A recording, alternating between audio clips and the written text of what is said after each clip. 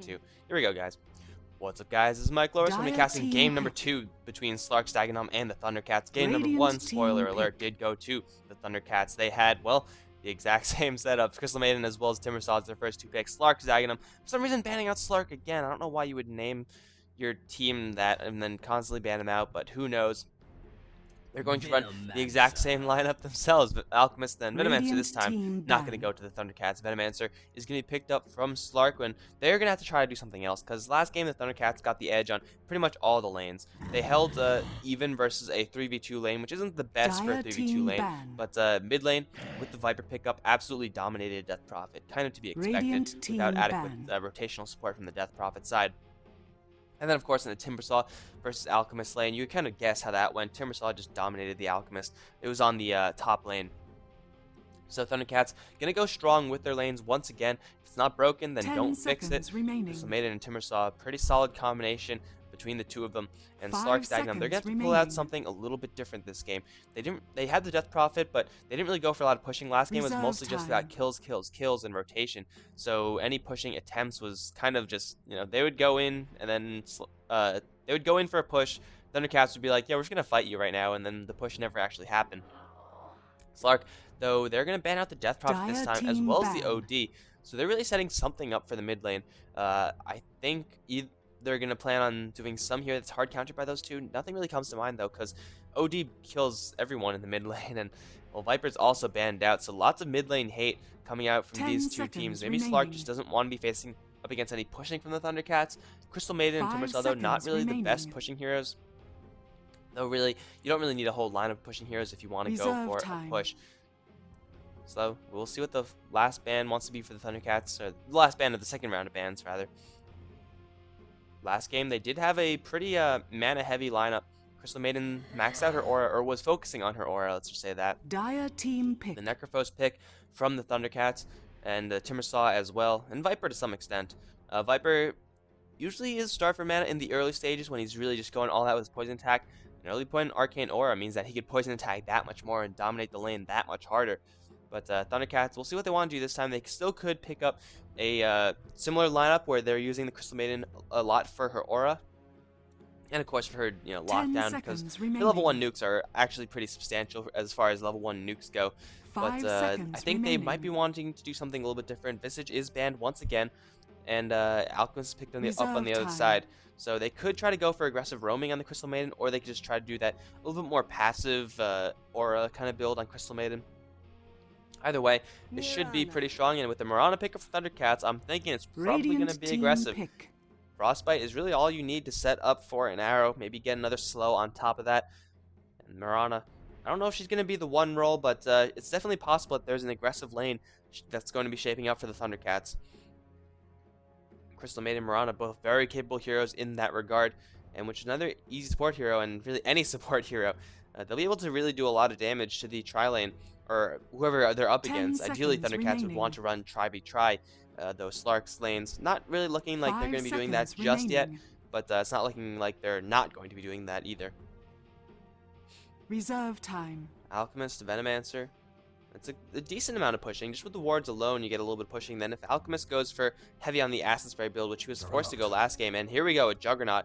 This is going to be a very, very different form of pushing that we've been seeing recently, where you have Death Prophet as well as Pugna using their spells to just kind of chip down the tower and then demolish it. Juggernaut and Venomancer are very, very different in that Juggernaut's healing ward is just going to keep everyone alive. Venomancer's plague wards, spammable. You could lay down one plague ward to get one hit on a tower, and then that's usually worth it.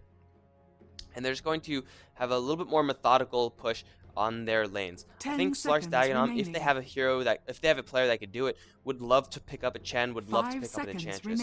Those types of heroes do very, very well in this push because Juggernaut's healing ward does percentage-based healing. And if you have a giant Centaur, if you have a giant Hell Bear in the front lines, then they're going to get healed a lot of HP per second. So that is a strategy that we've been seeing for a long, long time now. Juggernaut, usually a fringe pickup. He's never really core enough in order to be a first ban, first pick material. But he's always pulled out occasionally to go for these pushing lineups. Usually he's been seeing a little bit of a decline in favor of Pugna and Death Prophet. But Juggernaut, definitely a hero that could get the job done, and also he's a pretty good hero to go up against if you're against a CM Mirana lane. If you get frostbitten, you spin. If you see an arrow coming, you spin. Spin solves all your problems as Juggernaut, unless you get silenced by Puck, in which case you're in a little bit of trouble. But I think that a Chen Enchantress would probably be best for Slark, and they could even go for something like Nature's Prophet on top of that. Though, with the Chakram, with the Nova, with the Puck Orb, it will be difficult to get those lots of mini units going, lots of mini units kind of push going. Whereas Plague Wards are safe against those kind of nukes because they just don't get hit by them. And Chen's creeps are a little bit more safe just because you don't have to worry about aggro. Slark's Dagenham gonna go with the Invoker. They're gonna pretty easily telegraph what they're gonna plan for the mid lane. And Invoker is a hero that would have been shut down pretty hard by the OD. Would have been able to hold 1v1 versus the Death Prophet fairly easily, I think, but instead it's going to be an Invoker versus Puck mid lane matchup. And, well, it should be pretty even. Puck does have a damage advantage early on, but then again, everyone has a damage advantage early on versus the Invoker. It's going to be Slark probably going with the Venomancer, Alchemist, Roam, I want to say, and then setting up kills around the map with Sunstrike. It will be difficult, however, because there is on the other team a Mirana, as well as a Puck, as well as a Timbersaw. All three of those heroes do a very easily escapable, can get out of situations very, very easily with their escapes. So Slark, if they want to do that, they really need another stun. Because Alchemist, yeah, he'll be able to land a stun, but then there's no follow-up. Because already Timbersaw is Timber chained away, or Mirana's leapt away. And you have to run that much more to get close to that hero just to land up those right clicks. Sunstrike will be set up pretty easily with that stun, but there will be no right click follow-up, and really that's what does the damage after the stun setup. So Slark, if they get another stun, then they'll be fine, but I don't really know if they actually want to do that right now. They could have a primary farm Alchemist or a solo lane Alchemist, but last time they had a solo lane Alchemist, he got demolished by the Timbersaw, and Salen's Timbersaw, I think we're going to be seeing that one more time, and if he runs into the Alchemist once again, we know how that lane's going to go. We already saw that episode. We know how it ends. And, well, we hate spoilers, so we don't really want to rewatch that episode. Invoker, though, will add a little bit to the push once he gets 4-4 on his Quas and Exhort. Getting those double Forge Spears, adding a little bit more stuff to hit the towers is always pretty good. Dire team pick. Did Slark? Did they not ban out anyone? What? Holy shit.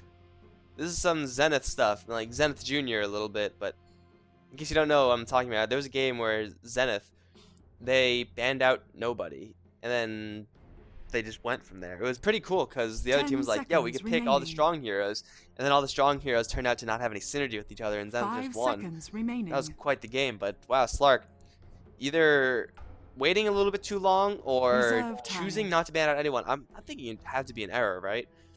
Because Thundercats, they are looking for a carry and or another support. You could just ban out whoever you don't like playing against. You could be like, well, Tiny's kind of annoying. I think I'm going to ban out a Tiny if we don't really have anyone else to ban. Either that or I just like disconnected or someone disconnected. Mada's still here though. So, yeah, I don't know. Interesting mind games coming out from the Radiant team right now. Maybe they're so confident in their lineup. They're like, yo, you can pick whoever you want. I speak for the Gonna be an Nature's Prophet though, Thundercats. We're gonna have that global support, so it's most likely gonna be a CM Mirana dual lane, Puck middle, Timbersaw on the bot lane possibly, or Mirana CM switched. Nature's Prophet actually is a hero that I didn't really expect, and it's gonna be a Doombringer for Slark. So they're gonna go deep for the late game with that last pick. Doombringer usually doesn't contribute a whole lot in the early game unless you get a fortunate creep and then you find yourself in a fortunate situation. But they're going to be reliant on, well, yeah, I think it... Well, no. It's going to be a laning Doom? Yeah, it's going to be a laning Doom. Okay, so Alchemist, Venomancer support, most likely supporting the Juggernaut. Invoker, of course, is going to go mid, and then laning Doom. And Thundercats, on the other hand, they're going to go for the Nature's Prophet last pick, and I don't really like this pickup that much. I mean, Nature's Prophet is always a very strong hero. It will give them a lot of versatility, a lot of aggression around the map. But when you're going for a Mirana, I just don't like Mirana in the primary farm role. I feel like she doesn't do enough. And I feel like even though CM Mirana is a pretty dangerous lane, you could add another support hero and then just shut down the lane completely. Like, they won't be able to get anything done. Like, actually, they won't do anything. But instead, there's going to be a little bit more of a flimsy lane if they had another support hero there. the lane would be on full on Better lockdown. But get we'll ready. see if Moon City, as well as Smurf Shinobi, who are playing the CM, as well as Mirana, respectively, can lock down their lane just with the two of them. Hannah Montana will be able to join the fight whenever he really needs to, but this is going to be up against an Invoker who's going to be going Sunstrike build. So it will be a little bit risky coming in as the Nature Prophet, because if the aggression goes the other way, Crystal Maiden is dog food. Like, so easily you could kill this Crystal Maiden. One base armor versus the Fizz. Oh, wait, no, it's not going to be Alchemist, but still. Blade Fury against with the Juggernaut is, wait. Right. Doom's probably going to go bot. Juggernaut's going to be a top. Either way, Mirana should be fine with Leap. CM, not so much. And Nature's Prophet, if he teleports in there and the Blade Fury is not used or timed well or whatever, then he's in a lot of danger too. High School in the mid lane is going to be What's going with all up the against Invoker. scribbling? You can see the early damage advantage that he has. Invoker, though, going for early Blades of Attack, probably will go for Phase Boots and then Hand of Midas. Hand of Midas is pretty... Hand of Midas is pretty core on the Invoker, just because it lets him get more levels faster, and which is a pretty cool thing to have, because you just do more damage. I don't know if they're kidding or not. That would be pretty cool if that was the truth, though. I don't think it is. I don't think it is. Sailing. Oh my god, it's the Hannah Montana. Okay, so we have some pretty good banter going back and forth, but Invoker going to be hitting for 59 a pop. Puck already at 61. The damage advantage will go towards the Puck for level 1, but really, Invoker, once he gets a couple more levels, once he gets another Blade of Attack, he will do fine on the right-click battle in the lane. However, he can't kill the Puck, and Puck could easily kill the Invoker, because Invoker, he relies on Sunstrike, he relies on his Cold Snap in order to get kills in lane, predominantly. Puck, he could dodge Sunstrikes. If he gets Cold Snapped, he phase shifts. If he could jaunt somewhere else. If there's support coming in with the Venomancer as well as the Alchemist, then Puck's in a little bit of trouble. But Puck could easily just solo kill the Invoker. You know, chip him down a little bit, go in for a dive with the Silence, and if there's no Cold Snap, if there's no Sunstrike, then Invoker is as good as dead.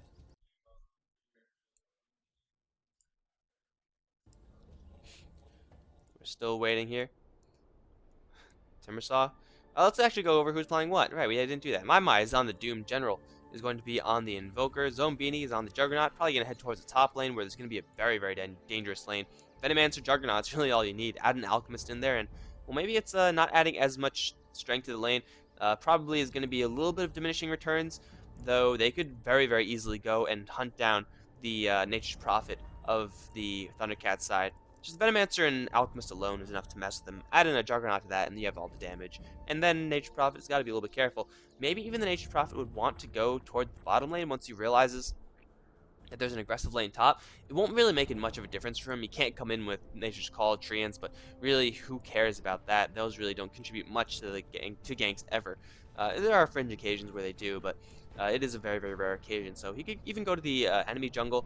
He knows that the Doom will be on the bottom lane. Once, of course, he sees all the lane assignments, he'll be like, oh, Doom's on the bottom lane. That means there's no one in the jungle because all the supports are up top. I'm safe in this jungle. And he can just do that and get his easy farm on. But Doom's going to be going up against Timbersaw, and this is, well, we already know that Salen's Timbersaw is good, right? We saw that. It's pretty much a fact. In the last game, Salen's pretty capable with Timbersaw. In last game, it was Timbersaw versus the Alchemist, right? 625 HP, 1 armor. This time it's going to be up against the Doom. 644 HP, 0 armor. So the right clicks from the Timbersaw are going to be hurt that much more. And Doom, I would say that Doom has less lane control than the Alchemist. Alchemist had the acid to chip away. He had the stun just in case the Timbersaw decided to dive. He would be punished for it. He'd be stunned under the tower. And Alchemist, even though he may not get a kill before he goes down, he might end up getting the kills, sometime. Oh. What?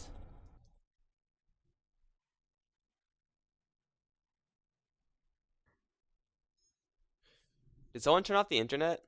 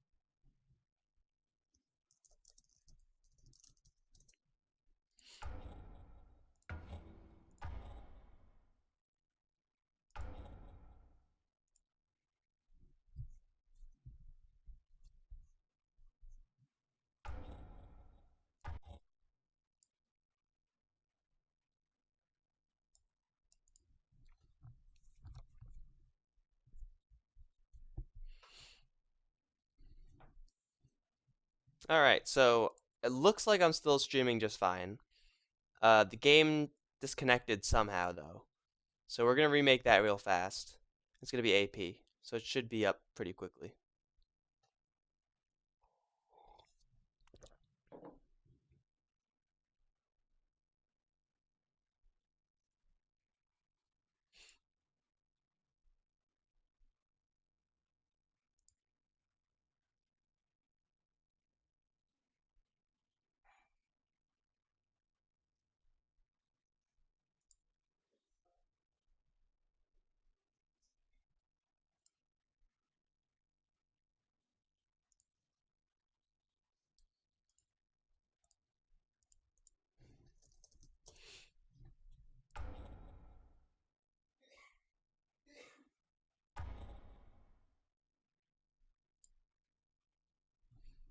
Alright.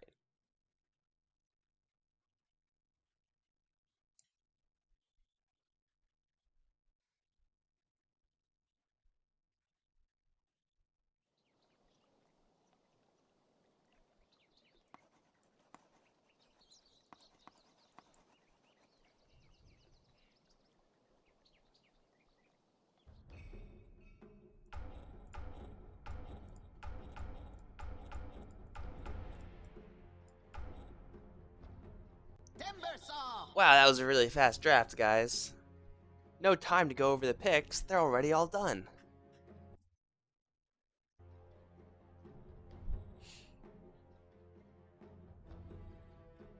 Alchemist.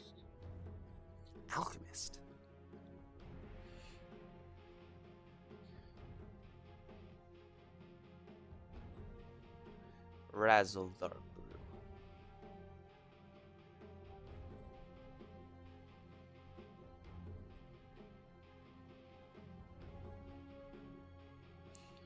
He has the ability to last longer in team fights.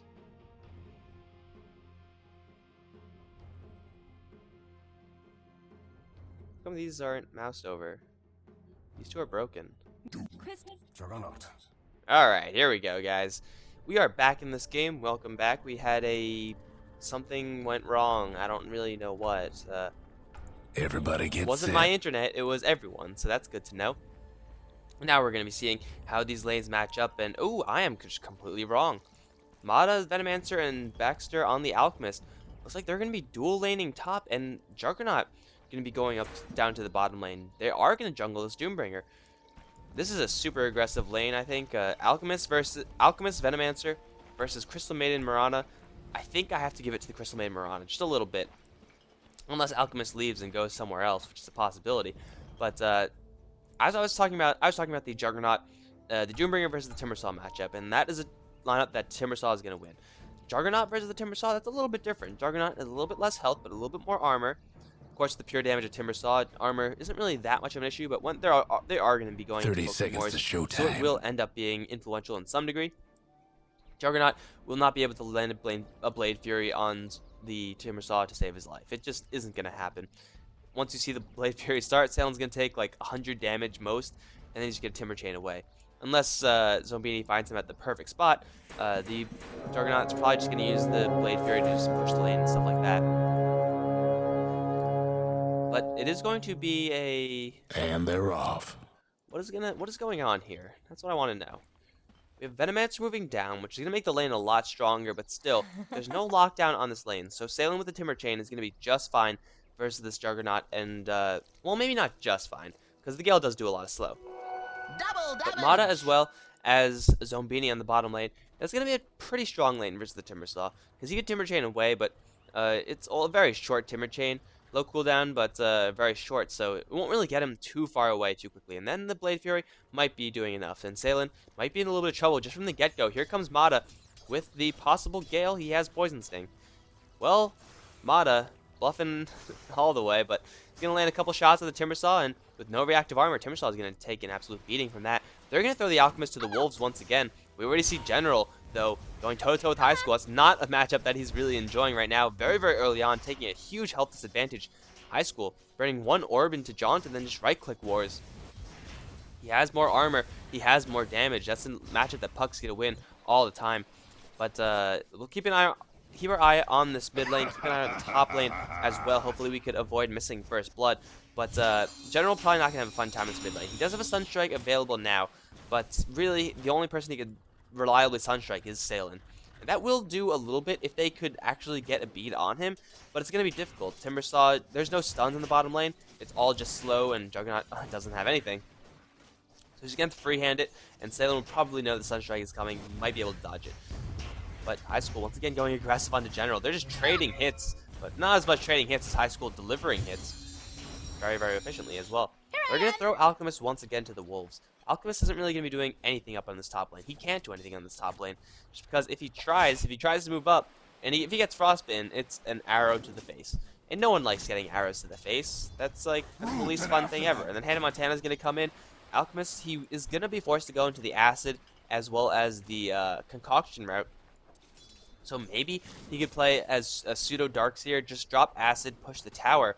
But that really won't work all that well, because even if he does push him to the tower, he won't get anything from it. He won't be doing damage to the enemies. He'll be doing a little bit of damage to the enemies, but really nothing substantial. So Alchemist on this top lane, he's really going to struggle to get anything going. Luckily for him, Moon City is used Frostbite on something else for now, but I don't think Alchemist is going to be a huge factor moving forward, unless he leaves the lane very early on. But even if he does, level 2 Alchemist, he can possibly get a kill in High School, but Phase Shift as well as Jaunting will keep him alive, and it would be a pretty safe puck, even if there was an Alchemist roaming in. My on the jungle. In the meantime, Doombringer should have an easy time, as should the Nature's Prophet. I don't think either team is really going to contest each other's jungle. And looks like both sides, well, Doombringer is getting messed up pretty badly. It's hard jungling as the Doombringer, guys. I do not enjoy it. Doesn't have any armor either. Oh no, Courier. Ooh. High School being merciful towards that Courier. And yeah, there was a ping. Salen's like, yo, should have killed that thing, man. No, here we go. Oh, they're going to try it. Oh, that would have been close. Would have been close. But looks like the Courier is going to scamper away back to the base. Hannah Montana thinking about going in for the snipe, but he didn't have any way out of there, so it would have been his life for the Courier. That's the first blood life as well. Maybe worth it? Probably not, though. Vexter on the top lane is going to get some free time to get some experience going. That'll be pretty important for the Alchemist, because he really just needs experience before he could leave the lane. High School now should be at a damage disadvantage. It looks like they're pretty even. 70 nurses. Yeah, well, General does have an advantage right now. He does have the phase boots in the works. Gonna delay the Midas for just a little bit in favor of just more lane control through harassment. I don't know how much I like this, really. He could stay pretty even just by getting levels alone. And the faster he gets to Hannah Midas, the faster he can kill other people. Phase boots is, I think, an unnecessary delay for the Hannah Midas. Hell, you might not even be going for Hannah Midas at all. That could be a possibility as well, but it's more than likely he's going to be going for a for that Midas, because it's just so good on the Invoker. But he's going to get the phase boost regardless. He could try to go aggressive on the puck. Once again, killing this puck is going to be very, very difficult. It'll just mostly ensure that he gets all the CS that he really wants. Between the, well, I was about to say, between the Forged Spirits and his Extort, he'll be able to get CS pretty easily as he misses a CS. We have Doombringer getting engaged by Salen, and I missed first blood, of course, but that's because I'm watching something important. My. Gonna stun Salen up. Here comes the Wild Wing. Another Whirling Death. He has level 2 Timber Chain. My on the run does have a bottle as well. Salen gonna throw the Timber Chain, miss completely. Here comes Mata, and Salen now is in a ton of trouble. This is gonna be the death of the Timbersaw, trying to run away. It's not gonna work. Slark pick up 2 kills. Who died? Who died? It was Moon City versus the Alchemist solo? Really? No mana spent on the Mirana. Vexter must have just found the Crystal Maiden jungling or something. My apologies for missing the first blood, guys, but there's only so much I can. God damn it, there's so much. Okay, I'm just gonna take a drink of water, and we're not gonna miss any more kills. The Dire best do because something about that bottom tower. That's an amateur thing to do. Because that's not what we're interested in right now. We're gonna find all the kills. But Puck trading his life for the Invoker. The Invoker technically did get the kill first, so Puck didn't get anything for it, whereas the Invoker got all the levels, all the goodness. The level 7 Invoker, and Slark taking early 3-1 advantage over the Thundercats. Still not too sure how the Alchemist managed to pick off Moon City. Maybe they tried to dive him? I don't know. But too busy watching the Timbersaw, and I think that's a worthy endeavor. Now Mata in a little bit of trouble as well. Salen is here with level 2 on Timber Chain. He will miss once again with that chain. And Mata does have a Gale. Will hit onto Salen. Can he reach the other side with the Timber Chain? I think he will be able to. Yeah, he will. Louise is out and away. He's just fine. But Nature's Prophet, in the meantime, has been untouched completely thus far. He's got his Hand of Midas going. In my mind, he's not going for Hand of Midas. He's instead going to go for Arcane Boots. He's looking to possibly be aggressive with this. I don't really think... It has to be Arcane Boots, right? There's no way it could be anything else. Because if he gets Arcane Boots, he doesn't spam anything? What? I don't understand this, really. I can understand if he was going to go for level death and he was like, oh, I'm going to spam level death and try to kill people with the nuke. That makes sense. It's like, oh, you're going to cast the nuke, you're going to harass people, well then you need mana to do so. But he has Devour, he has Scorched Earth. These are very, very cheap spells. Even though Doombringer doesn't really have the most intelligence and intelligence gain, he's more than capable of spamming out Scorched Earth and Devour whenever he really wants. I don't really understand the energy booster pick, but it might just be something that it's beyond my mortal mind of comprehension. I just can't understand it. General, no. Gonna get... Oh, no. High School messes up the jaunt. Now, General, he's gonna turn things around with a Sunstrike. It's gonna just barely miss. But here comes Hannah Montana. General's gonna get cleaned up regardless. Hannah Montana in the tower. It will kill him off. Invoker dies first this time, but Invoker gets a kill regardless. High School messing up the jaunt. He meant to face to jaunt towards the orb and then silence, but he ended up silencing absolutely nothing. Dropping the coil for that one. It's an even trade.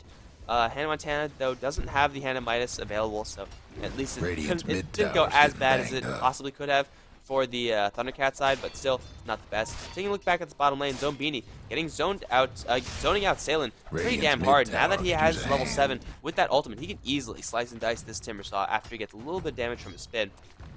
But also, I think it's just the pressure that Mata is putting on that lane. Just the constant threat of Venomancer means that Salen is forced to back up. He has no idea where the Venomancer is. If the Venomancer is right around the corner, then Salen could just easily die here. A short spin into an Omni Slash, and then Zombini could even just do this. He's going to go straight for Salen. Does have the Omni Slash armed and ready. He's going to hold on to it for now. But that's okay. Doom actually has finished his Arcane Boots. Maybe they want to go for an extended push or something, but you can see he has a bottle, he has Arcane Boots. This isn't really the type of hero that needs that much mana, even if he is casting an additional spell in the Ice Armor. And Ice Armor is pretty good against the creeps, by the way, because Doom has such low base armor, but he has 3 spells to cast, and I think he'll just be fine to cast that just with the bottle. I don't know, to me the Arcane Boots seem like a little bit of overkill. You could easily go for Power Treads, you could easily go for Phase Boots, hell, you could even go for Boots to Travel. Probably not Boots to Travel, but you get the idea. Arcane Boots, I don't think they'll do enough. Radiant's top Mata on the top tower's lane, meantime, is in a little bit of trouble. He's going to try to hold this tower, this Hero Plague Ward. Let's see it. Let's see it, Hero Plague Ward. Mata going to drop a couple more. And Plague Wards, not going to happen. Crystal Maiden destroys the tower of all people. Slark Shinobi looking for an arrow. He's going to get in there with Starstorm. Needs one more right click. Mata will get sniped off by Smurf Shinobi completely by himself. In the meantime, Salen going to go toe-to-toe with Zombini. The Omni Slash in point-blank range is going to deal the damage to Timbersaw, but High School is going to come in. He does have the coil onto 3. He does get doomed instantly, however. Hannah Montana is here. Zombini, someone kill him off. High School is on the run. The Doom should kill him off unless someone denies him. Sunstrike is going to completely whiff onto everyone. Hannah Montana still on the run. High School is as well. He's going to get chopped down by the Doom. Hannah Montana going to get put into the acid. The damage from Dexter, not quite enough. Now Moon City is also on the run. He's going to turn around for a Frostbite. Teleportation coming in. It's going to be Salen once again. Sophie Dexter, though, does have another stun lined up. He's going to throw it. He's going to land onto Salen. Here comes for Shinobi. Does have a leap into an arrow. Let's see if he could land it. Is he a god amongst men with arrows? It's not going to even be thrown. Puck goes down. Juggernaut goes down in exchange, and fortunately for Thundercats, Nature's Prophet manages to slip out of there. Does with Hand of Midas available now. It's Smurf Shinobi with 2 more heroes here, Salen as well as Moon City. We're going to try to go for a little bit of push on this bottom lane tower. Zombini might be in a little bit of trouble here. He's got to watch out. He will be able to spin away, but still, if he gets pegged by a random arrow that he doesn't spot, that's the death of the Juggernaut with no Omni Slash available to him. Hannah Montana moving back to the top lane, really continue to apply pressure up on this top lane, really deny any sort of space from anyone on the Slark side from farming on this top lane. I mean, he has pressure on the bot lane, he has pressure on the mid lane, he pressure all the lanes, and then Slark, they'll need at least 2 heroes to deal with that Nature's Prophet. I mean, Mata can't do it by himself, it just won't work. Nature's Prophet could just right-click him, Sprout, and then Wrath from across the screen. That should be the death of the Venomancer at that point. But it looks like they're instead going to look towards the mid lane. General Should be safe, though. I don't think he's in any real trouble now. He can invoke an Ice Wall if he really needs to. And High School doesn't have a Blink Dagger yet. Does have a Coil, however. If he gets in on this orb, yes, there we go. Coil gets dropped. Jaunt forward. General's actually going to snap the Coil as well. Mirana ultimate is going to come inside. Moon City is there as well. General going to get cut down by a side Chakram. He's going to go down. Alchemist, though, getting to pick up the kill on the Crystal Maiden in the meantime. It's a 1-for-1 trade, but Crystal Maiden drops. Really? It's Crystal Maiden. Who cares? That's her job. It's her job. It's just to die, and that's what she did. So good work, Crystal Maiden. You traded your life for an Invoker, and that's a trade that your team is willing to make 100% of the time. Use the Coil for that as well, but really it's not a huge deal for the TC side. Zombini still in the bottom lane is going to go for his drums, going to go for a little bit of a push as well with Healing Ward, keeping this creep very much so alive. But Smurfshinobi is in the area, has the Yasha phase boost as well. This Mirana actually does some pretty damn high damage, you gotta say. If he lands an arrow on this Juggernaut, which looks like it's going to be pretty impossible, good luck landing an arrow through all these creeps. But if he does, this is going to be a dead Juggernaut. He does have an Omni Slash, however, so Smurfshinobi has got to be careful not to get too close.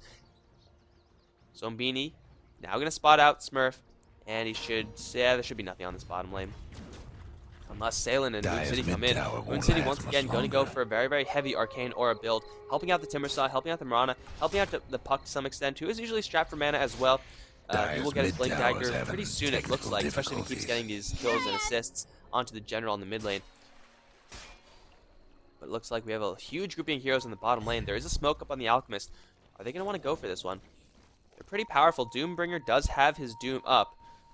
And Salen is going to be the first one to spot him out. No, it's actually going to be Moon City. Gale going to completely miss, however. Everyone's on the evac. Oh, no. Crystal Maiden is like, no, guys, why? Arrow's going to come forward for My. Not going to be enough.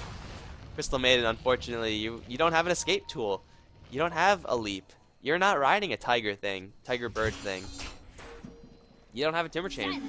And she's going to get picked off for free. Slark spending really nothing for that. They're going to go for a push on the bottom lane. Chakram going to try to slow them down. But I think this tower is pretty much forfeit. With the Healing Ward up, Zombini, My, they could each tank the tower. This is going to be a trade, however, or at least TC wanted to be a trade. There's a tier 1 tower in the mid lane in exchange for tier 1 bot, but Hannah Montana still in this top lane. He's going to get a trade as well. This tower's in deny range. Zombini's going to come in, does have an Omni Slash, he does a phase boots drums. Is he going to go all in? There's the Omni Slash. That was a huge range Omni Slash spin.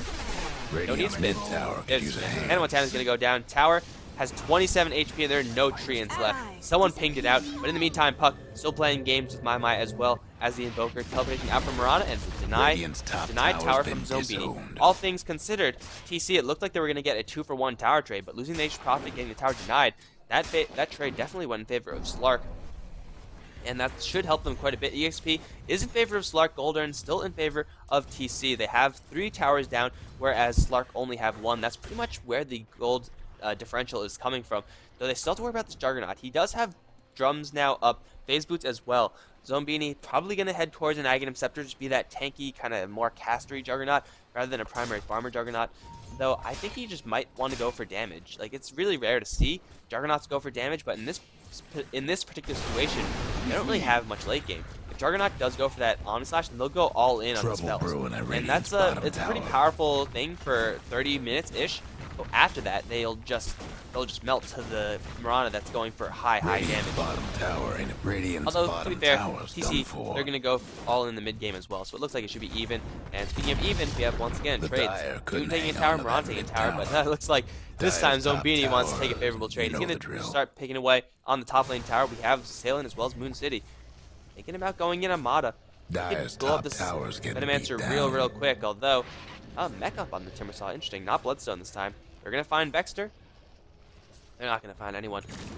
Smurfshinobi did go up to the top lane. Will defend that tower. And Mata going to go down to the bot lane. Will defend the tower as well. But 9-5 right now. And TC, they have a lot of net worth on the Mirana. As well as a lot of net worth on Hannah Montana's Nature's Prophet. He's going to go for the Necrobook build. So TC, they're looking to make some pushes happen. They're looking to make them happen pretty early as well. Nature's Prophet can easily transition into a semi-carry role. You know, as can My as well as Vexter, but really right now they don't have the tools for that. Alchemist actually is 202. It's not terrible in the Alchemist, but he only has 14 CS, so he doesn't really have that much farm going for him. Salen does have the mech, whereas Slark, there's a mech on the Doom actually. Yeah, it's been up there for quite a while, so the mech advantage is pretty even. And looks like Salem in high school thinking about going in. There is a blink dagger on Puck, and well, now Slark definitely know about it. So there's should be no surprise. I think he had it for a pass engagement, so I think, yeah, they should already know about it. But both teams are going to be a little bit more passive. Both teams actually have some pretty high amounts of split push. Zombini going to go for the Asha, yeah. So he's not going to go straight for the Aghanim Scepter, although he might want to get it in the future. Getting that Yasha for the movement speed, for the damage as well. And he could even go for a kill on Hannah Montana right there. There's the phase boots. Where's the spin? No spin. There's the drum charge. Hannah Montana going to get chopped up. Omni Slash for free. Teleportation coming in. It's going to be high school. Blink forward for silence, as well as the Dream Coil. Zombini forced to stick around. There's Nature Prophet ultimate who actually fought back into this. Teleport out. Zombini is going to be close. He will make it out alive with like less than 100 HP. That was a Dream Coil. That was a buyback. Zombini doing work. So much value from this Juggernaut. One Omni Slash, getting a kill on Hannah Montana. Forcing out a buyback, so it's like a double kill right there. And then forcing out a Dream Coil as well. And like 2 TPs and getting away alive.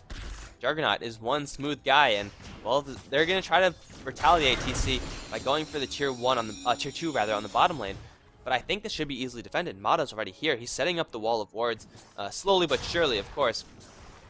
Level 4 wards and an arrow will hit some range creep. No, it will just completely miss. They're going to chip away at the tower, but there's not enough damage here. TC don't really have that much pushing outside of the Nature Prophet, and Nature Prophet is nowhere to be seen on this lane. And Smurf Shinobi does some pretty good damage. They have the mech as well, so the sustain is pretty high. Their damage to the tower is pretty low. And with Plague Wards pushing everyone back, yeah, they're going to force fall back. My going to take an arrow straight to the face. But there's no initiation here. Everyone from Slark's got to fall back. But in the meantime, Zombini actually going to pull out a fortification. TC, a little bit rusty in this particular game. They're making a couple mistakes, but they're going to turn around on this one, though. They have complete invisibility. There's a Sentry Ward, though. They're going to find High School, even through the invisibility. He's going to take a Sunstrike as well. That Doom will kill him off unless he denies himself to the Dragons. This Puck is as good as dead. Doombringer should be able to finish up the job. In the meantime, Venomancer getting picked off by the rest of the team. They're going to find General as well. Moon City, though, going to get the Cold Snap. Going to try to ultimate. That didn't do jack. Now an arrow onto My. High School is still alive, actually, somehow. Going to drop the Dream Coil as well. Hannah Montana is here. My going to pop the mech. Starstorm, though, is going to ensure that My is going to drop very low. And this is going to be the death of the Doombringer. It's a 2-for-1 in favor of TC. I don't know how Puck escaped. Doom apparently does less damage than I give it credit for. But it is going to be Crystal Maiden dying. Again, it's Crystal Maiden dying. That's not too bad. And, well, TC this time take a pretty favorable trade. I was just about to say, TC looked a little bit more off this game than last game, where they wasted a fortification, they tried to kill the Juggernaut, but Juggernaut just TP'd away. Just all these small things that should have gone their way and that we didn't really see in those previous games where they were acting, you know, pretty tight. Level 2 Necrobook now up on Hannah Montana and Zombini. Gonna find invisibility. Is he gonna go hunting? Oh, if he just goes up that hill. Oh, yeah, he's going to find High School. High School should be fine, though. He has a phase shift. Unless phase shift is wasted. Oh, yes, this is a perfect opportunity for Zombini. Chop him up. Chop, chop, chop. High School's dead. High School did not expect Zombini to be invisible there. Wasted everything on the General. Just pure harassment. And he got nothing out of it except for his own death. Zombini finding kills all around the map. 4-1-1. Net worth actually being led by the General. Despite his deaths, he does still have the Hand of Midas, has maxed out in the Exhort, so he's doing a ton of damage right now. And Moon City. Uh-oh, Moon City, they know you're there. They know you're there, Moon City. Zombini actually getting stunned up. He will go down, actually. An arrow from nowhere. I did not expect that to land at all. There's a Sunstrike on Moon City. It will hit Hannah Montana as well as Moon City. That will ensure that they both live. That can get popped off. My on the run out. Is there any more disable? Here comes the Evoker from the side. Moon City can get blown up instantly. My still alive. Doom on Salient as well. Deafening Blast going to push him back as well. Chopping it down with Doom active. That's going to be a 2-for-2. No, actually, yeah, 2-for-2. Smurf Shinobi still looking to get in here. Here comes Hannah Montana with the trees. Starstorm is there. Smurf Shinobi might be biting off a little more than he could chew, though. Arrow. Let's see if it could land. Not going to be thrown once again. High School, though, still on the chase. Does have a blink dagger forward. Hannah Montana going to teleport in. General going to get silenced up. Force that barely up to the high ground. General's going to be just fine. Smurf Shinobi going to miss the leap up as well. And he can take quite a beating from those maxed out Exhort Forge Spirits. TC 14-9 now. The gold advantage are starting to go towards Slark. Experience still firmly in their favor. However, all things considered, the game is fairly even. 3 tier 2 towers still up on the Dire side, whereas only one has gone down on the Radiant. So the tower count is fairly even. The kills 5 in favor of Slark. But I do think heard a Sunstrike somewhere. Not too sure where that was. But the farm advantage is in favor of TC. So 14 for 9, and then all of a sudden you have a pretty much null gold advantage right there. Roshan now is the call from Shinobi. Does have his perseverance. It's going to be a Yasha into a Lincoln Sphere. That's interesting. I saw Yasha. I saw Ultimate Orb. Could you blame me for thinking Manta style? I don't think anyone would really say that's an incorrect assumption. He's going to go for a Lincoln Sphere, it looks like. Either that or... yeah, he's not going to get anything else. That would be silly, right? Oh, that's what I'm talking about. Miscommunication. No treants for Hannah Montana. That's a large cooldown spell. Salem getting forced to tank this one up. He has a reactive armor because of a lot of armor through the chainmail as well as the mech. So this Roshan gonna get worked down slowly but surely. Moon City on the outskirts, possibly waiting to get in. Is there a Sunstrike available for this Evoker to scout out? There's a big circle being pinged out by Baxter. He wants to go into the enemy jungle. It's not gonna find anyone there, unfortunately for him. Roshan slowly getting chipped down. There's not much damage here, but still, Slark do not have any idea what's going on here. So this is gonna be a free Roshan for Thundercats, and that's actually a much needed break for them. Thanks to the Dire. He just gets picked up by the Mirana, who is, I think she's gonna go for Lincoln Sphere. She can still go for both, I guess. Ultimate Orb is pretty expensive, so the first item that you get with the Ultimate Orb is pretty important. We do see a Basher now coming up on Radiant's the Invoker. I'll take a look at top all tower's the items, in fact. Venomancer has nothing. Blink Dagger now up on the Invoker. So we do have the Alchemist packing around a Shadow Blade.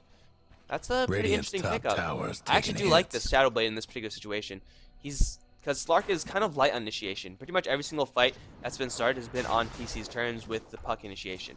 If they get initiation from the Alchemist, I mean, it's not the strongest. It's not exactly a clockwork. But channeling a stun, being able to pop it right on top of someone with that Shadow Blade, that's pretty good. And the Alchemist sure as hell isn't going to be going into any sort of damage roll. He has 1 point Grievous Speed. That's simply not enough to be doing the damage that he needs to be doing right now. So he's going to say, screw it, I'm going to leave Zombini to do the damage roll, and I'm going to be an initiator. I actually really like that adjustment from Baxter. I feel like that's a good idea. And then Doom's, of course, going to be that utility role. So, although in theory Doom can be that I'm going to hunt you down and kill you kind of role, that's not going to be the case right now. Zombini going to lead the charge, has an Omni Slash, and he sees Moon City. Please not the Crystal Maiden again. Really? I mean, Crystal Maiden has had such a bad game. You're not even going to cast anything. Okay, they did cast stuff, but Juggernaut's going to find the kill before any of those nukes actually land, I think. Actually, no, Doombringer did land a nuke. Mata just sticking around for too long. Salen's going to come around. Mata's going to get burst down real quick. There's the Gale Retaliation. The chain's not going to hit, but the arrow does. Mata's going to go down. Doom now on Salen from My. Salen is going to get burst down as well. There's a 3-man coil, but there's no follow-up from this. Where's the Mirana? Where's the Nature Prophet? There's getting killed by the General. Hannah Montana, cold snapped up. Going to try for a Sprout. Not going to work. He's going to go down to the General. Solo on the bottom lane. Zombini can get out of there as well. And the Thundercats lose 3 in the jungle. Slark looking pretty strong right now. Net worth being led by the Juggernaut, being led by the Invoker. And the Blink Dagger on that Invoker certainly coming as a surprise to Hannah Montana, who that's the only reason I could think he would get caught out by the Invoker. Otherwise, it would just be an easy Sprout into teleport away. But between Force Staff, between Blink Dagger, Sprout really doesn't do that much against Invoker anymore. He can even summon Forge Spirits in the trees, which is pretty baller, but unlikely. But instant Blink into a Cold Snap, and then all of a sudden, Nature's Prophet, his split pushing is gonna go cold. He really won't be able to do that much anymore. Now General arming up something. He sees Puck, won't be able to kill him. He has an invisibility rune and a Blink Dagger. We can start chipping him down. General definitely wants blood. There he goes. Blink into a cold snap. Into a phase shift instantly. Moon City is there, however, with the Frostbite. Ultimate as well. However, a Force Staff will get General out. And High School is coming in with an orb flying through. They will spot out the General. He does have Deafening Blast, and they've got to make sure not to line up. High School's going to take that one straight to the face. General is going to get, well, he's actually going to invoke a Tornado. That won't be enough, however. Timbersaw is going to find the kill. And Phase Shift keeping Puck safe from the Nature Prophet Ultimate. In the meantime, though, the rest of Team Slark are going to go straight towards the mid lane. This tower is not long for life, I don't think. You see, they can mount a defense right now, but they wasted, but actually didn't waste that much in the bottom lane. Wrath of Nature should be down, it is down, but the tower taking quite a beating. Fortification being used, not so much avail. They're going to try to make a trade on the top lane with Hannah Montana pushing that out, along with Shinobi. But Shinobi here, he comes right back in. He is invisible. Mata going to get hit with an arrow straight to the face. Shinobi now in a little bit of trouble. Doesn't have the H though, as well as Lincoln Sphere. Looking for Starstorm. He's going to land it as well. Sailing going to get doomed up. Here comes Moon City. Does not have the ultimate, however. Mata going to zone the Crystal Maiden out by himself. That's going to be the death of him. Or man on that coil. Here goes Shinobi once again. Doesn't have a Starstorm, however. Hannah Montana doesn't do much damage either. Here come the Necro units, but it's not going to be enough. Omni Slash onto the Puck, onto the Mirana. Puck is going to survive for just a little bit more. Arrow arrow going to come through. My. He's not going to be able to secure the kill, and the Lincoln Sphere once again blocks another spell. It's not going to be enough. It's 2 for 2. Even with these huge Dream Coils from Puck, there's simply no follow-up every single time. They needed that Dream Coil to come through while the Timbersaw was still alive. But Timbersaw, he really, I mean, he has a mechanism. I don't know what this is, but more armor, more stats. I don't really know, but Timbersaw doesn't have the Bloodstone like in last game. He's not as tanky, even though he does have that extra heal. He's dropping really, really quickly, and they need someone to follow up with this Puck. Ideally, it would be Timbersaw. Ideally, I guess it would be a level 2 Freezing Field from the Crystal Main, but she used it on the bottom lane to try to kill off the Invoker. And although she did get the kill on the Invoker, Slark can take a huge fight there, waste out so many spells from TC. And, well, we have Force Staff now from Nature's Prophet. He's still going deep onto that split pushing kind of build with the Necro Book with the Force Staff. He can try to keep himself safe versus the Invoker. But he was in that fight with the Necro units up. They weren't really doing anything at all. They need more damage, TC, and going for a Lincoln Sphere Yasha instead of that Manta style, that's not a good way to get damage. They have a Timbersaw, they have a Puck who's going to go for Shivas. Haste! Actually does have the recipe, I think. Yes, the Shiva's recipe is available for Puck, so they just need more damage at this point. Slark, they're not really damage high either, but it doesn't really matter because they have more damage than the TC side with the maxed out Exhort on the Invoker. This Hand of Midas, this is really where all the damage is coming from. This item right here, the Invoker, is dishing, and he wasn't even in that fight last time. It's like My doing the damage with the Doom, had the pipe as well, which means that the little amounts of damage that TC is doing is being blocked by the pipe. It's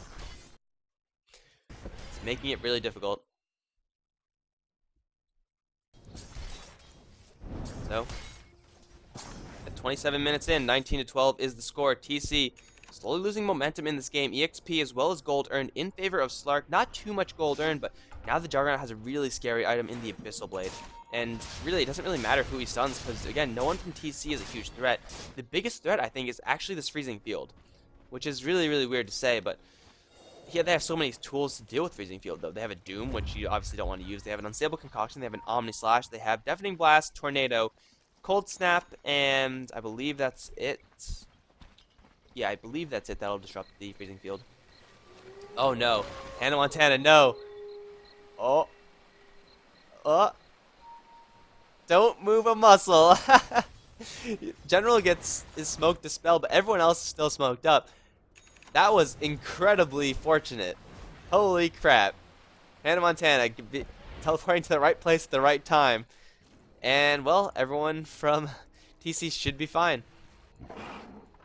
General might actually be in trouble. Salem is here. General is not going to be there. Okay, Hannah Montana is going to say, screw that. That was a little bit too close to Smurf. Go back to the bottom lane. Try to do that split pushing stuff. High School as well as Smurf Shinobi are both here. There goes the creep wave, and with the Necro units up, Nature's Prophet lost power very quick. High School will now complete the Shivas. So those big coils that he's been getting now does have some follow-up in the Shiva's guard. It's not the most damage. He's not going to be able to kill Doombringer. The Puck, like, good luck doing that. It just won't work. They need right-click damage right now, but Mirana, the Desolator is the right way to go, I think. However, she's still a very, very far away from that. Now Salen being chased down by the General, and Montana's going to go for it. Force Staff into a Sprout. There's a no Sprout. What happened? It looked like it was going to cast. Well, Salen gets out of there, but at the same time, he used the Mirana ultimate for that one. That's a pretty long cooldown. Smurf Shinobi needs a little bit more farm, but here comes Juggernaut. If he lands an Abyssal on that Mirana, then she is so very dead. Doom as well. If they land that, then she's also dead. Doombringer going to continue to go tanky. He's going to be this really deceptive. He doesn't really do much damage, aside from, you know, the occasional level deaths and stuff like that, but he's just going to be a constant presence in those fights with the mech as well as the pipe. Like Thundercats, they don't have any tools of dealing with this Doom right now. Even though Doom isn't really a huge threat, he's just always going to be there, constantly putting out his rather low amounts of damage. Once he gets a good item, like an Assault Cuirass, if this is an Assault Cuirass, then he's going to be incredibly dangerous. And then TC are going to have to rely on the Mirana, who's still not doing that much, and that's why I don't like Mirana as a primary farm position. I mean, she has 168 CS. It's not bad. She has 403, which is fantastic. But she doesn't have any damage. Like, it's just not working out. She's going to try to go for My. I don't know if this could work. Here comes Nature's Prophet. But again, this Doom is so tanky. Look, he's not taking anything. He's going to pop the mech, Scorch Earth, and he's just going to walk out of there. That was so easy for him. He wasn't even scared. Like, he was just like, oh, look, there's an arrow. Oh, look, there's a Nature's Prophet. Bye. Now that Miran has Desolator, maybe that would be a little bit more of a help, but still, that my mind's at full health right now. He's not really worried about Desolators right now. He has 27 freaking armor with his ice armor, okay? So this is a lot of damage reduction, to say the least. It's a good amount. It's okay. It's okay. So everyone from Slark, they're so incredibly dangerous. With TC, they just need to take a really, really good fight. They need a freezing field to land. They need an arrow initiation, and they need this to not happen. General, gonna go hunting instantly into the Forge Spirits as well as the Cold Snap. Hannah Montana is as good as dead. No deafening blast needed, although he had it available. Nature's Prophet cannot get any split pushing done with this much mobility on General. He knows exactly what he's doing. He's looking for the Nature's Prophet. He's hunting him down, and he's getting the kills as well. Nature's Prophet really going to struggle as he moves forward in this game. I think maybe if he just goes straight damage, it might be better. It's obviously not going to keep him safe versus the Invoker, and I don't think anything will at this point because he's just so far behind the Invoker. But still, he can't really afford to go deep into the split pushing build just because it will not work. That's like guaranteed to not work. Arrow going to fly through. Hit onto the Doombringer. Doombringer's like, nom nom, arrow. I have 17 regen. He doesn't care. The arrow's going to do nothing shortly enough. They're barreling down the bot lane. Slark in this tower is going to drop. There's no way for TC to hold this. And Sail in the meantime, dropping to the Invoker solo. General now does have a BKB. High School's in the area, but he's unable to help out. Do something if the Dire gave Yeah, up a it's bottom tower. Invoker being a Nature's Prophet on the top lane, now invoking Alacrity. It's not looking good for Dire's Thundercats at all. tower's So getting Beanie on the front business. lines with a huge amount of value on the Juggernaut. Structure's looking fortified. Fortification will slow them down. They need a Dream Coil Radiant's initiation right mid-tower's now. getting banged But High up. School is still up on the top Guess lane. They're going to what's try to go for happening? General. They're Dire's stacking their bottom lane. There's a Radiant's Dream Coil. They mid-tower's really getting want this what General for. dead. They'll get him, but at the expense of their Dire's bottom Rax, I tower think. not blown They to need a bits. Dream Coil if they're going to defend this. Dire's bottom rats Even got then, problems. they have the healing ward up. No This breaking Rax is down the going radiant down. structures like Thundercats this. sacked their Rax for an Invoker. Questionable fond decision to say the farewell least, to but the I think Dire's even if they bottom took a barrack. fight there, it wouldn't have Dire's worked. bottom racks ain't in a Meantime, happy Shinobi again place. tries to split push everyone out. Omni Slash will not land. They lose the Rax though. That's huge. I mean, Slark gonna have a ever increasing snowball on this bottom lane, and things got a lot rougher for TC. Nature's Prophet. I mean, he does have split pushing still, technically, if he doesn't run into the Invoker. I mean, Mirana was still on the spot on this mid lane rather. She was trying to split push as much as she can, but at a certain point, you kind of need to keep your Raxes a little bit. Lincoln Sphere is going to go up on the Timbersaw, trying to protect himself from the Cold Snap, from the Omni Slash, from the Doom, from the Unstable Concoction. Is that enough, though? They lost Raxes, and their late game isn't the strongest. I said Alchemist isn't going to be really scaling forward, and he's not, really. Is he getting stats? Yeah, he is getting stats. He's going to go for Heaven's Halberd. This is going to be a pure utility initiating Alchemist, and that's completely fine. Doom is stacked as well. He's unkillable at this point. And Juggernaut's going to be that more glass cannon-y damage dealer, but still he has 1700 freaking HP. It's going to be really, really hard for TC to kill anyone on Slark unless they focus literally everything on them. Maybe if they get a 5-man Dream Coil into a freezing field, maybe, but that's pretty much it. Sunstrike going to scout out the fact that the TC side is also scouting out Roshan. They're going to try to go for it.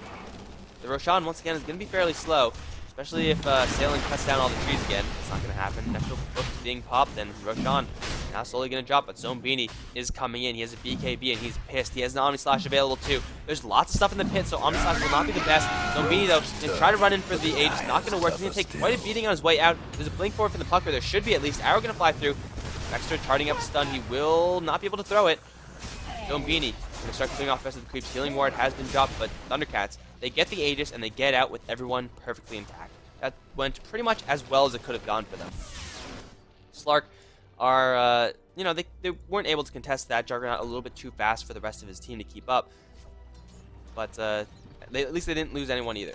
So the game's going to continue as per normal. Now Desolator with a Manta Style up on Mirana. So now she's starting to do some damage. I do think, though, she needs an MKB and or a Daedalus. Then she'll be able to do damage to, I guess, to the Alchemist, to everyone but the Doombringer. The Doombringer is going to be the last priority, and he's going for an AC. He's going for a lot of damage as well. Once the Doombringer gets a little bit more damage, then I think it's just all over for Thundercats, because they can't afford to focus the Doombringer. They can't afford to focus the Doombringer's team and then have the Doombringer wail at them the entire time. It's just a no-win situation for them. They need a tool to deal with this, and it looks like the Slark side, they're not going to give Thundercats a chance. They're going to go right for the mid lane. Zombini could get hit pretty hard by the Nature's Prophet ult. That was like the last bounce or something like that. This does a lot of damage. But they do have Smurf Shinobi still on this bottom lane. Still split pushing out. The Rat is strong with this game. Now we're going to fly through. Smurf Shinobi might want to clear one more wave with stars. Yeah, he will. Mata has arrived. This push is going to stop. But at the same time, that split push from the Mirana stopped the push on the mid lane as well. Buying Thundercats a little bit more time. They need a lot more items on their heroes, but at this point, Timbersaw, he's starting to lose in value as well. Puck's going to start to decline in value. Nature's Prophet has an Aghanim Scepter, which is great for split pushing and everything. So it's all good, all in the name of buying them more time, mostly buying Smurf Shinobi more time to get his farm on, but the late game of Slark is just so much scarier than late game of the Thundercats. Unless they split push everyone out, then it just won't go their way, even if they do take it as late as they would like to. There is a sentry ward there. Sailing gonna recognize that firsthand. 5 in a There row. is a solo kill on the Venomancer. Another put down. And now he's gonna try to go for Zombini. Oh, it's gonna be really close. There's a there's the Manta, but wow, Omni Slash is like no fun allowed. Here comes Hannah Montana. Does have a Sprout onto Zombini. What happened? That's the second time. Zombini with the healing ward still up is gonna run straight into the arrow. It's not gonna be enough. But here comes High School Text. It should be the death of Zombini. Someone kill that healing ward. Someone, for the love of God, kill that healing ward. Zombini getting healed so much by that thing, and he's gonna run his way out. He's gonna be just fine. Smurf Shinobi doesn't have enough. He doesn't have another arrow. And Thundercats looking a little bit rusty. If they just killed the healing ward first with the first hit, that would have done it. But 0-4 healing ward. That's 5% max HP a second. It's like having a fountain follow you around. And it's hard to kill people in the fountain. They're going to go again for the bot lane. Thundercats do catch a break in that they keep their Moran alive. They lose their Aegis, but they trade it for a Venomancer kill. I think they'll be okay with that right now, especially since they want the Aegis when they're fighting, but they're going to try to avoid fights as much as possible. So Aegis is just an insurance policy. It's been used as an insurance policy, and Smurf Shinobi is going to be okay with that. Of course, that means they have to wait another couple minutes before they can actually fight, but I think they're going to be completely okay with that as well. Mirana just needs more damage at this point. Got a free kill on the Venomancer, the easiest target for the Mirana to kill. But still, Hannah Montana going for the full-on split-pushing build. They're just looking to buy time, just buy more and more time. And now My. M-Y? I don't know. I'm just going to keep calling him My. That sounds about right. But TC, they're in full turtley split push rat mode, and Slark, they already took one set of Raxes. To TC's favor though, they do have the kind of tools to delay the effect of these Raxes. You can see how far pushed back these creep waves are, and General gonna look for a tornado onto Puck. He's gonna find it as well. There's the invisibility from Mirana though, and Puck should be just fine actually. Blinking away. There's a sentry ward gonna get dropped, and they have no idea where he went. Don't cast anything else, please, guys. General, pop the BKB charge. That was his 9 seconds. Radiant's top tower. That was not good at all. And he doesn't have a TP. He has a blink dagger. Force that is fine. But Mirana split pushing this out, and Slark, they cannot get a concentrated push Radiant's out. mid tower's coming apart. Thundercats, they might actually just rat Dota out Slark. That would be quite interesting to see, I think. Not because rat Dota is particularly interesting to watch, but because they were so far behind. But now the Goldern is slowly in favor of TC. The Slark team is losing the EXP advantage they had. And Thundercats, they're slowly crawling their way back into this with the split push. Even though there's an Invoker with Blink Dagger and Force Staff, usually it would be like, well, you can't really split push against this guy. He'll just hunt you down and kill you. They're making it work. They're buying the space that they need. They're getting more items up in this Mirana, most keely. 3,300 gold, and, well, they're just pressuring all the lanes, even the lanes that they've lost Raxes on. They're starting to get big items up as well. Lincoln Sphere up. Nothing up the CM. Go figure. Hannah Montana, as I said before, wow, 4,600 gold. I did not say that one before. We have Sheep as well as Shivas onto the Puck. Could be going for anything next. And, well, taking a look at the items on the other end, there's Heaven's Halberd completed on Alchemist. He already had that a while ago. Aghanim Scepter up on the Invoker, unfortunately for the Invoker. Oh, Omni Slash from Zombini. Not going to cast it. He could have, maybe, where did Lincoln Sphere? I think Lincoln Sphere might block the mini stun, perhaps. Oh, I know it doesn't block Omni Slash. Does it block the mini stun? It might block one slash. I'm not entirely sure. Their top tower. But top lane tower gonna get fortified. Backdoor protection kicking in as well. Are they going to fight this? No, they're just going to do the rattiest of things. Hannah Montana is going to cut the creep wave, deny any sort of creep support. However, there is still a wave there. So the creep wave will be denied. The tier 2 tower will eventually go down, but in the meantime, mid lane, Shinobi is here, slowly chipping down at the tower, and in the bot lane, High School is doing the exact same thing. The rat is so strong in this particular game, and now Zombini all alone. No, the Frostbite misses! It doesn't even matter anyway. He had to spin, okay? It's fine. No bashers or anything like that. Moon City, this time you mess up, but it's okay.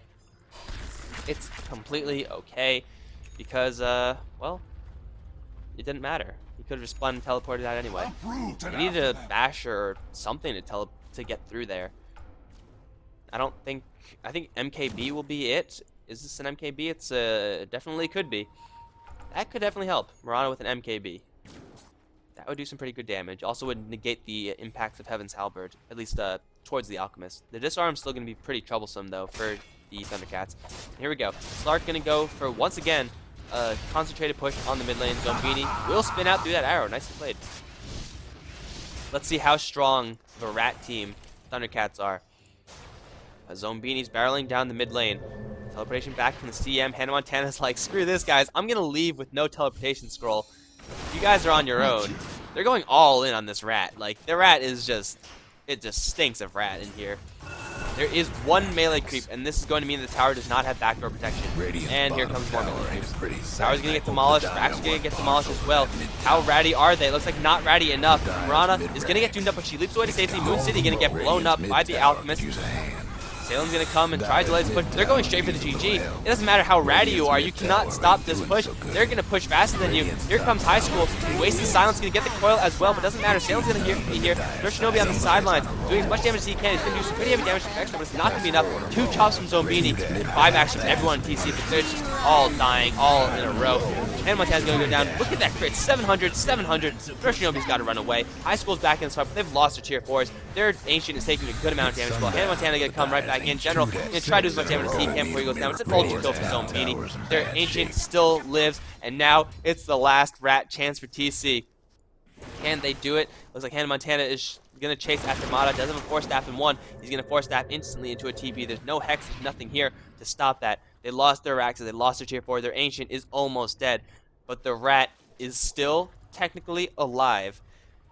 The rat is living. There is a pulse, guys, but Zombini, you don't want to be there, man. Someone kill that healing ward. Someone please kill that healing ward. The healing ward at least isn't following him this time. He doesn't have a TP scroll as well. There's a Blink Dagger up in a few. Zombini, though, so very quick. There's Salen going to give chase. He does have the mana. He does have, well, MY comes in right away. High School is still here. Salen going to get chopped up immediately. Zombini could jump right in. No, rather, the puck comes right in. My now going to get sprouted up. The slow and steady right click might be enough to kill him off. The mech is not gonna, he's gonna live. He's gonna live. Hannah Montana, in the meantime, kills off someone. I don't know where. Orb's gonna fly through. My actually is gonna live. Hannah Montana is now gonna get stunned up, chopped down by Zombini.